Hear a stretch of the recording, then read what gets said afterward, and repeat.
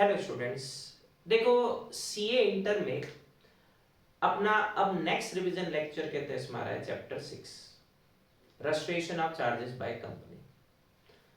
Charge word एक general word है जिसके बहुत सारे मीनिंग है। जैसे एक्सपेंसेस ले लो, कोर्ट में इस पर्सन के अगेंस्ट में ये चार्जेस फ्रेम हुए हैं, एलिगेशन आरोप ले लो। राइट नाउ ये काम करने का चार्ज किसके पास है? अथॉरिटी। इस काम के लिए किसको चार्ज किया जाएगा? लायबिलिटी। मैं मोबाइल चार्जर तो बोल ही नहीं रहा। पर चैप्टर 6 में एक भी ये वाला मीनिंग नहीं है। चैप्टर 6 कह रहा है रजिस्ट्रेशन ऑफ चार्जेस, तो ये चार्ज ऑन एसेट्स है। जब कोई कंपनी अपनी एसेट्स की कोलेटरल सिक्योरिटी पर कोई लोन लेती है तो उसके एसेट्स पर एक लायबिलिटी आ जाती है। उस लायबिलिटी का नाम कहते हैं, इसमें क्या है? चार्ज है। ठीक है। अब उस चार्ज का हमें क्या करवाना है? रजिस्ट्रेशन। तो डेटर कंपनी के या बोरोइंग कंपनी के पॉइंट ऑफ व्यू से चार्ज कहते हैं इसमें किसके लिए आ रहा है? लायबिलिटी के लिए, क्योंकि इसके एसेट्स पे लायबिलिटी आ गई। और क्रेडिटर, जिसको हम इस चैप्टर में चार्ज होल्डर बोलेंगे, उसके पॉइंट ऑफ व्यू से देखेंगे तो चार्ज किसके लिए यूज में आ रहा है? राइट के लिए। उसका उस एसेट्स पर राइट, इंटरेस्ट या लियन। ठीक है। तो अब देखो, 2 क्लॉज 16 में डेफिनेशन ऑफ चार्ज दे रखी है। इट मींस एन इंटरेस्ट और लियन ऑन एसेट्स और अंडरटेकिंग और ऑन बोथ ऑफ कंपनी। अब वो इमूवेबल है, मूवेबल है, फर्क नहीं पड़ता है। इंडिया में, आउटसाइड द इंडिया में फर्क नहीं पड़ता है। टेंजिबल है, इंटेंजिबल है, अगेन फर्क नहीं पड़ता है। ठीक है। एंड इंक्लूड्स अ मॉर्गेज, और ये बता चुका हूं किसके फेवर में होती है? क्रेडिटर। 3 वर्ड होते हैं, मॉर्गेज, प्लेज, हाइपोथिकेशन। अगर कोई कंपनी अपनी इमूवेबल प्रॉपर्टी की सिक्योरिटी पे लोन लेती है तो उसको हम क्या बोलते हैं? मॉर्गेज। अगर कोई कंपनी अपनी मूवेबल प्रॉपर्टी की सिक्योरिटी पर लोन लेती है और उसका पोजीशन क्रेडिटर को हैंड ओवर कर देती है तो उसको हम बोलते हैं प्लेज, गिरवी। और अगर वही पोजीशन क्रेडिटर को नहीं देती या करंट एसेट्स की सिक्योरिटी पे लोन ले रही है तो उसका नाम होता है हाइपोथिकेशन। मॉर्गेज का रजिस्ट्रेशन कंपलसरी है। हाइपोथिकेशन में दिया तो तुमने क्रेडिटर को कुछ भी नहीं है, पर राइट माना जा रहा है तो उसका भी रजिस्ट्रेशन कंपलसरी है। प्लेज के रजिस्ट्रेशन की जरूरत नहीं होती। अब जो चार्ज है वो 2 टाइप्स का है, फिक्स चार्ज, फ्लोटिंग चार्ज। अगर कोई चार्ज कंपनी की फिक्स एसेट्स पे क्रिएट हुआ है, like land and building, plant and machinery, office premises, something, ये वो फिक्स चार्ज है। और अगर कोई चार्ज कंपनी की उन एसेट्स पे क्रिएट हुआ है जो हाइपोथिकेशन डीड में गिवन है, जो फ्लक्चुएटिंग इन नेचर है, आती है जाती है, जैसे करंट एसेट्स, वो कौन सा चार्ज है? Floating charge. तो फिक्स चार्ज को क्रिएट करना है तो मॉर्गेज से क्रिएट करो, सामने वाले को प्रॉपर्टी के पेपर क्या कर दो? हैंड ओवर कर दो, टाइटल डीड जमा करा दो उसके पास। फ्लोटिंग चार्ज बाय हाइपोथिकेशन और लियन क्रिएट होगा। फिक्स चार्ज की एसेट्स कंपनी यूज कर सकती है अपनी मर्जी से। जैसे अपन ने अपनी लैंड एंड बिल्डिंग की सिक्योरिटी पर लोन लिया, तो क्या लैंड एंड बिल्डिंग क्रेडिटर को हैंड ओवर कर देंगे? नहीं, उसका पोजीशन ही तो उसको देंगे, पेपर ही तो उसको देंगे। पोजीशन तो स्टिल हमारे पास है तो हम यूज कर रहे हैं, चलेगा। पर उस लैंड एंड बिल्डिंग को सेल करना है तो पहले क्रेडिटर कम चार्ज होल्डर की क्या लेनी होगी? कंसेंट लेनी होगी। तो मतलब फिक्स चार्ज के एसेट्स को सेल करना है तो चार्ज होल्डर की कंसेंट से सेल करो, नहीं तो बायर को कोई राइट नहीं मिलेगा उस एसेट्स पे। पर floating charge ordinary course of business से रिलेटेड थिंग है, तो उसको चाहे कंपनी यूज करे, चाहे सेल कहते हैं इसमें करे, चाहे कन्वर्ट करे, लाइक रॉ मटेरियल को मैंने इसको बना दिया, उसे किसी की भी कंसेंट लेने की जरूरत नहीं है। चार्ज क्रिएट किस वजह से हुआ? लोन लेने की वजह से। तो चार्ज वैकेट कब होगा? जब लोन रीपे हो जाएगा। तो फिक्स चार्ज एक जगह फिक्स हो जाता है, जैसे एसेट्स पे क्रिएट हुआ, दूसरे पे पास ऑन नहीं होगा। फ्लोटिंग चार्ज मूविंग ऑन है। जैसे हमने स्टॉक इन ट्रेड की सिक्योरिटी पर लोन दिया, वो डेड स्टॉक तो नहीं, बेचेंगे फिर नया स्टॉक बनाएंगे। तो जो चार्ज पहले पुराने वाले स्टॉक पे क्रिएट हुआ तो ऑटोमेटिकली शिफ्ट हो जाएगा किस पे? अब न्यू स्टॉक पे ऑटोमेटिकली शिफ्ट हो जाएगा, उसको बोल सकते हो ऑटोमेटिकली फ्लोट हो जाएगा। तो फ्लोटिंग चार्ज घूमता फिरता चार्ज है। Crystallization of floating charge. Floating charge में बिजनेस गोइंग कंसर्न पे चल रहा होता है, तभी तो नया स्टॉक आता रहता है, डेटर चेंज होते रहते हैं, रॉ मटेरियल आता है जाता है, सिचुएशन है। पर अगर कंपनी का लिक्विडेशन चालू हो जाए, उसको बिजनेस करने से रोक दिया जाए, या फिर company terms and condition of charge को वायलेट करे, तो चार्ज होल्डर उस एसेट्स को अपने कंट्रोल में लेगा। मतलब एनफोर्सिंग इज सिक्योरिटी इंटरेस्ट। तो फ्लोटिंग चार्ज का घूमना फिरना बंद, वो क्रिस्टलाइज हो गया, वो खत्म हो गया। वो किस में कन्वर्ट हो गया? फिक्स चार्ज में। तो फ्लोटिंग चार्ज नॉर्मली डोरमेंट रहता है, आलसी चार्ज है, पर उसके लिए कंपनी का बिजनेस गोइंग कंसर्न पे चलना चाहिए, payment time to time charge holder को होती रहनी चाहिए। लेकिन जैसे ही कहते हैं इसमें फ्लोटिंग चार्ज का क्रिस्टलाइजेशन हुआ, मतलब कंपनी का कहते हैं इसमें लिक्विडेशन चालू हो गया, बिजनेस करने से सीज कर दिया, terms and condition of charge की वॉयलेट हुई, डेब्ट के रीपेमेंट में डिफॉल्ट कर दी, तो फ्लोटिंग चार्ज किस में कन्वर्ट हो जाएगा? फिक्स में। अब अगर कहते हैं फ्लोटिंग चार्ज वाले एसेट्स को बेचना है तो पहले किसकी कंसेंट लेनी होगी? चार्ज होल्डर की। ये तो इनिशियल पोर्शन हो गया। इस चैप्टर में सेक्शन 77 से 87 टोटल ये पोर्शन है। ये चैप्टर 3 पार्ट में हम पढ़ेंगे। चार्ज के क्रिएशन का रजिस्ट्रेशन, मॉडिफिकेशन का रजिस्ट्रेशन, सेटिस्फेक्शन का रजिस्ट्रेशन। क्रिएशन 77 में +2, मॉडिफिकेशन 79 में +3, 82 में सेटिस्फेक्शन आ जाएगा। ठीक है। 3 पार्टी है, बोरोइंग कंपनी जो लोन ले रही है, चार्ज होल्डर जो लोन दे रहा है, creditor, and ROC. 3 situation, 3 parties के around mostly chapter turn up करेगा। तो पहला लेते हैं 77, procedure for registration of charge. Registration किसका करवाएंगे? इंस्ट्रूमेंट ऑफ चार्ज का, चार्ज डीड बोल दो। इसमें दोनों पार्टीज की देखो डिटेल है। ठीक है। अब इस इंस्ट्रूमेंट में जो कुछ लिखा हुआ है उसका हमें क्या करवाना है? वेरिफिकेशन।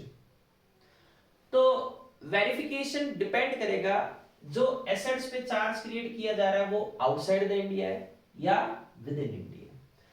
अगर आउटसाइड द इंडिया है तो वेरिफिकेशन इस तरीके से होगा, और विद इन इंडिया हुआ तो इस तरीके से।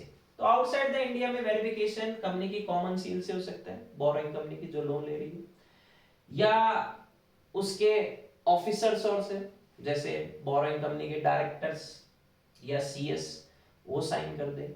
चार्ज होल्डर के बिहाफ पे उसका ऑथराइज ऑफिसर या चार्ज होल्डर खुद साइन कर दे।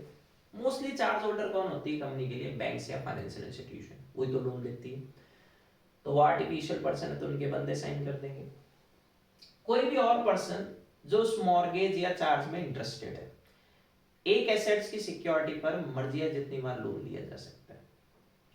बस इतना ध्यान रखो, जिसके फेवर में चार्ज पहले रजिस्टर्ड होगा, क्रिएट नहीं रजिस्टर्ड होगा, उसकी प्रायोरिटी क्या मानी जाएगी? सुपीरियर मानी जाएगी।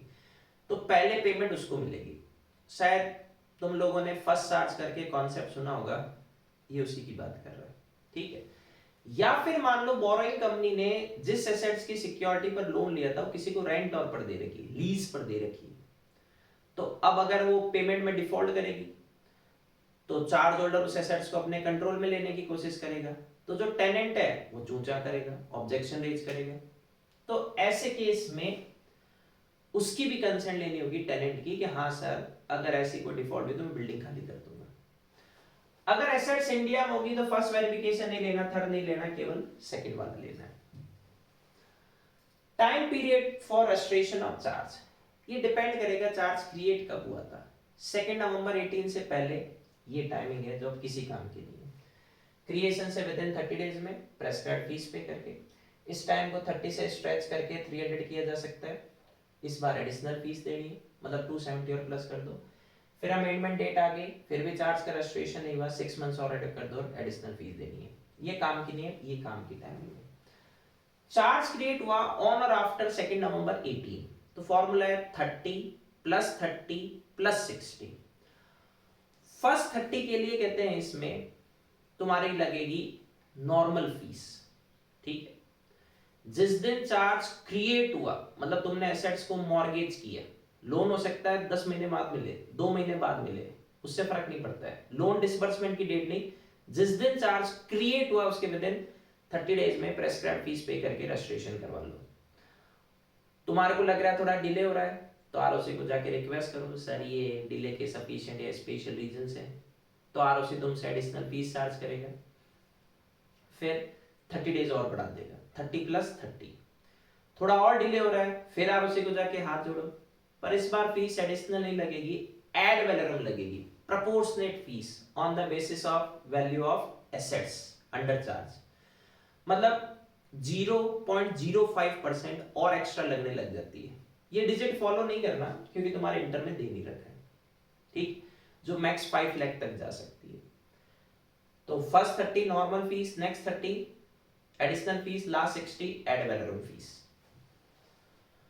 रजिस्ट्रेशन ऑफ चार्ज किससे करवाना है? आरओसी से, उसको एप्लीकेशन देंगे।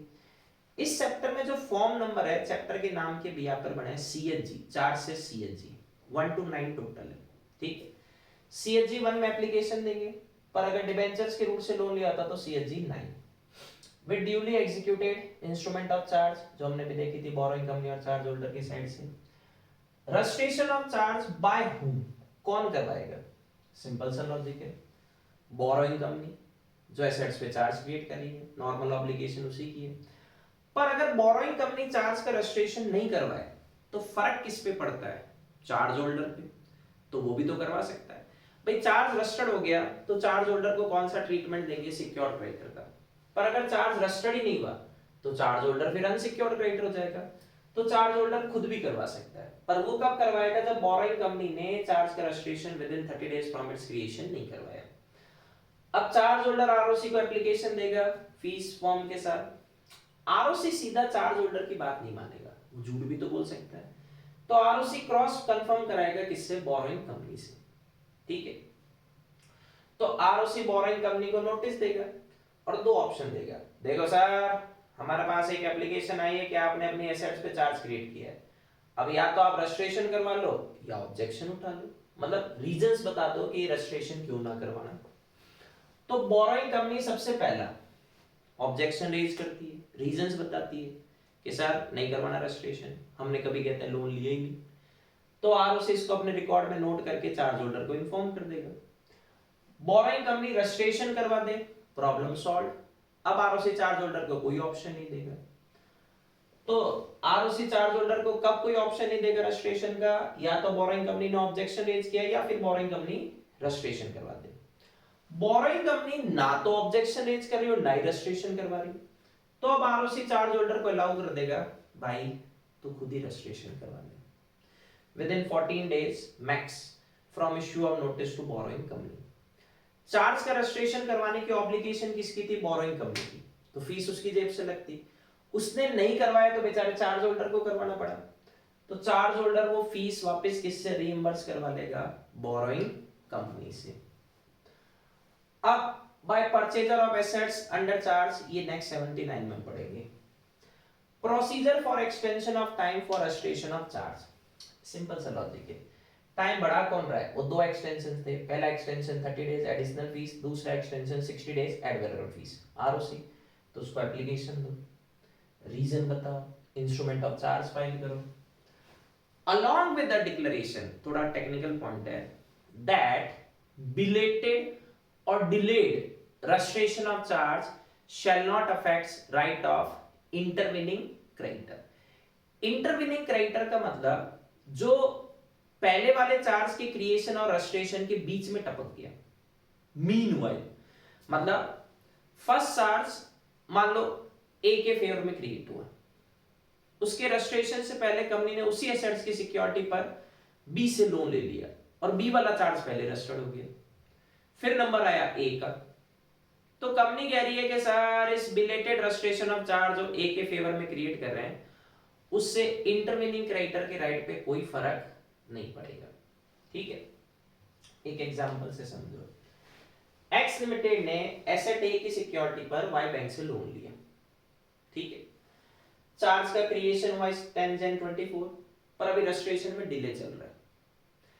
फाइनल रजिस्ट्रेशन होने से पहले कंपनी ने सेम एसेट ए की सिक्योरिटी पे जेड बैंक से लोन लिया और उसके चार्ज का पहले रजिस्ट्रेशन करवा दिया। तो अब जेड बैंक के फेवर में चार्ज पहले रजिस्टर्ड हुआ जबकि क्रिएट वाई बैंक के फेवर में हुआ था। अब वाई बैंक के फेवर में चार्ज का रजिस्ट्रेशन होने जा रहा है इस रजिस्ट्रेशन के बाद। तो कंपनी आरओसी से कह रही है कि सर इस डिलेड या बिलेटेड रजिस्ट्रेशन से जेड बैंक के राइट पे कोई फर्क नहीं पड़ेगा। अब कल को मान लो एसेट से बिकी तो पहले पेमेंट किसको होगी? जेड को होगी, क्योंकि उसके फेवर में चार्ज पहले रजिस्टर्ड हुआ है। फिर नंबर किसका आएगा? वाई का। Effect of registration of charge, जैसे चार्ज का रजिस्ट्रेशन होगा तो आरओसी क्या करेगा? एक सर्टिफिकेट इश्यू कर देगा, किसके फेवर में? Mainly charge holder. Borrowing company को भी हैंड ओवर कर देगा। भाई ध्यान रखना तेरे ऊपर लायबिलिटी आ गई। अब ये सर्टिफिकेट इस बात का कॉन्क्लूसिव एविडेंस है कि चैप्टर 6 कम 77 सेक्शन की सारी फॉर्मेलिटीज कॉम्प्लाइड हो चुकी है। चार्ज होल्डर कौन सा क्रेडिटर बन जाएगा? Secured creditor.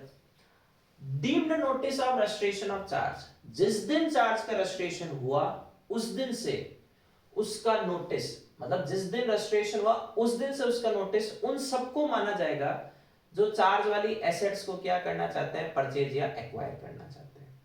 तो मतलब बोरोइंग कंपनी उनको इन्फॉर्म करने के लिए रेस्पॉन्सिबल नहीं है। ये ड्यूटी किसकी बनती है? परचेजर की। Let the buyer beware, caveat emptor. एक बार इसे रीड करो।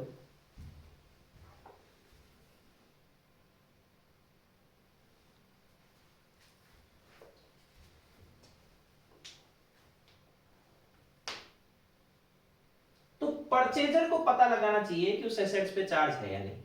अब अगर उसने पता लगाया बिना खरीदा, बाद में बोरोइंग कंपनी कहती है सर चार्ज ऑर्डर मना कर रहा है बेचने से, तो फंसेगा कौन? परचेजर।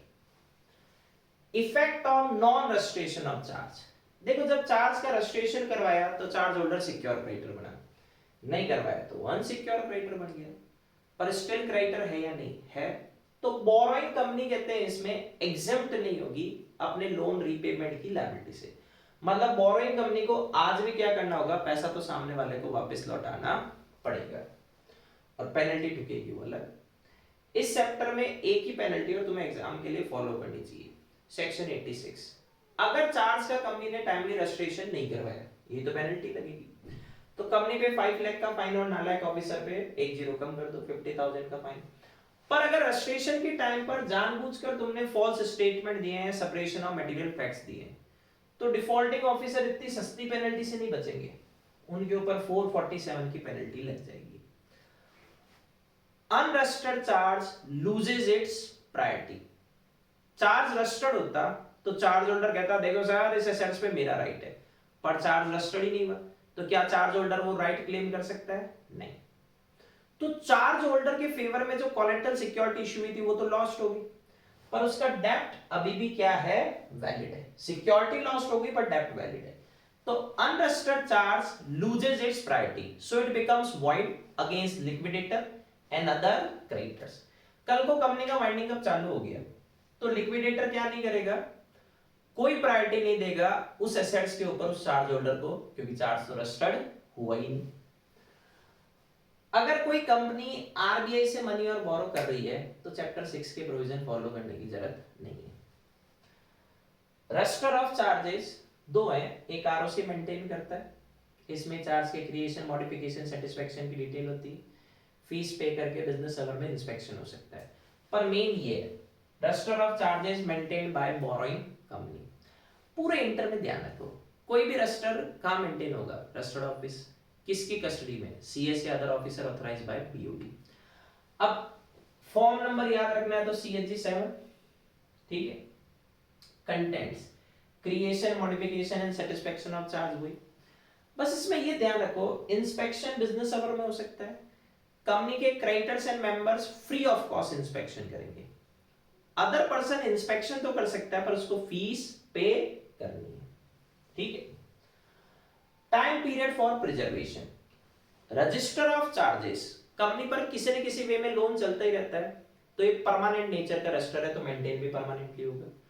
पर जो इंस्ट्रूमेंट ऑफ चार्ज या चार्ज डीड है वो चार्ज होल्डर स्पेसिफिक है, तो जैसे उसका लोन रीपे कर दिया अब उसको फिर से अपन क्या नहीं करेंगे, आगे कंटिन्यू क्यों करेंगे। तो इंस्ट्रूमेंट ऑफ चार्ज को मैं कितने टाइम के लिए कहते हैं इसमें मेंटेन करना है? 8 इयर्स। और register of charges permanently. Authentication of entries, जैसी एंट्री होगी फोर्थविथ, हाथों उसको ऑथेंटिकेट करो, करेगा कौन? सीएस या other officer authorised bye BOD. 79 applicability of section 77 in certain cases. 77 charge के क्रिएशन का रजिस्ट्रेशन वो 79 पर भी लगेगा तो तरीका 77 वाला ही चलेगा। 79 ए registration of charge by purchaser of assets under charge. Charge का रजिस्ट्रेशन कौन करवा रहा है? जिसने एसेट्स को परचेज किया। तो देखो पॉइंट को थोड़ा सा समझना।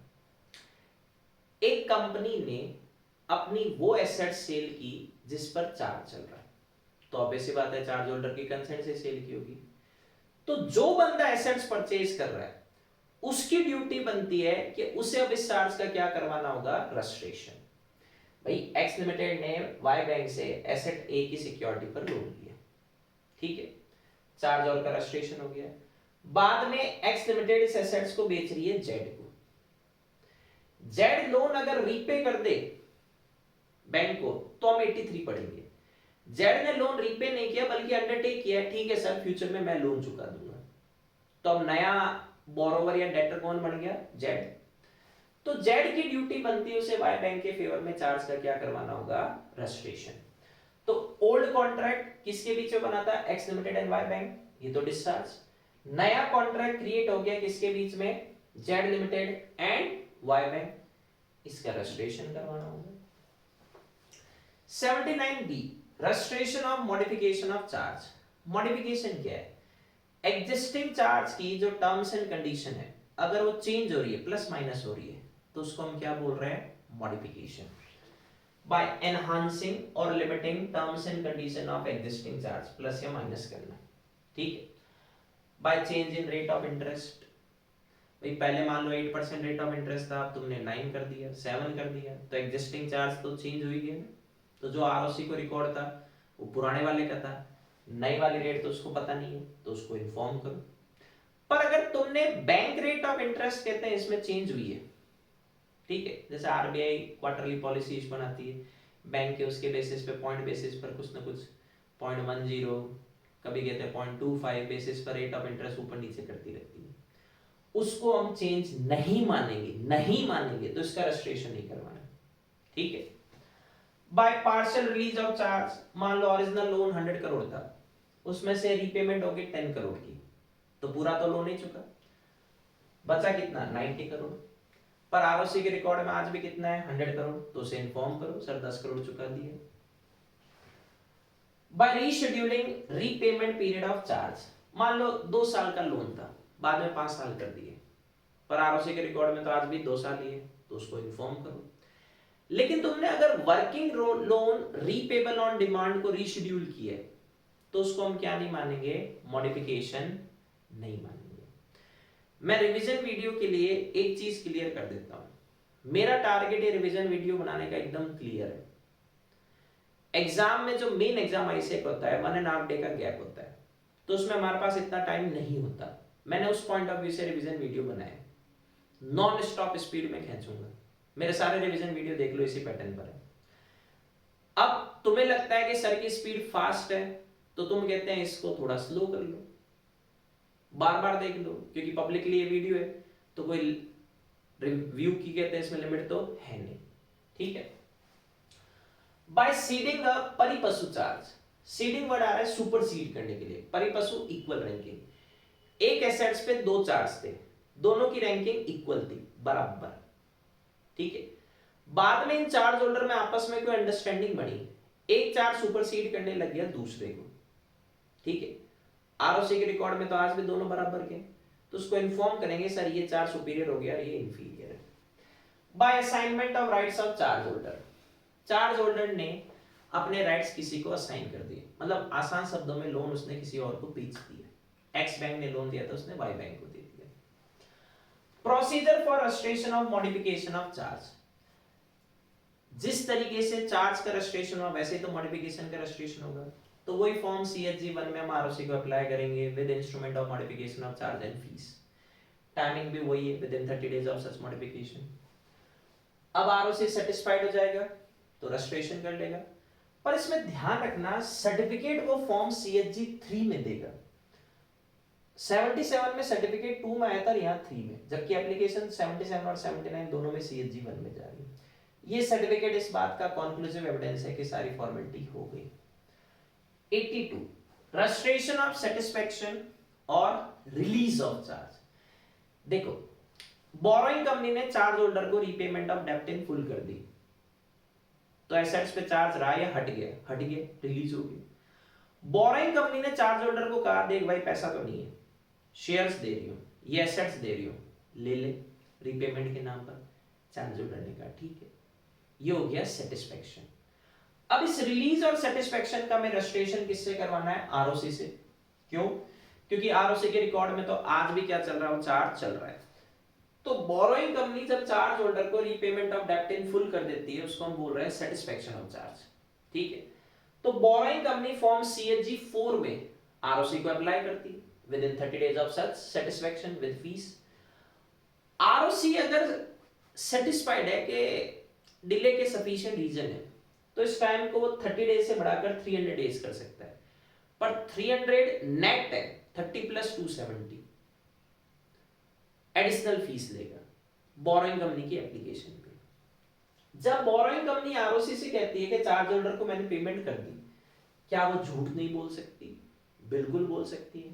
तो आरओसी चार्ज होल्डर से क्रॉस कंफर्म करता है, भाई तुझे पैसा मिल गया नहीं। तो आरओसी चार्ज होल्डर को शो कॉज नोटिस इश्यू करता है कि सर मैं तो बोरोइंग कंपनी की बात पर बिल्कुल भरोसा कर रहा हूं, आप मुझे रीजन बताओ why registration of satisfaction of charge shall not be made. अब ऑब्वियस सी बात है, चार्ज होल्डर को अगर पैसा मिल गया होगा तो कोई रिप्लाई नहीं देगा, बोल देगा हाँ सर मिल गया। पर चार्ज होल्डर कहता है सर ये लो बैंक अकाउंट देखो कहां से, इसमें कहते हैं पेमेंट की एंट्री भी है, दिया ही नहीं, झूठ बोल रहे हैं। तो चार्ज होल्डर ऑब्जेक्शन उठाता है। अब आरओसी रजिस्ट्रेशन तो करेगा नहीं क्योंकि मामला अटक गया, डिस्प्यूट है।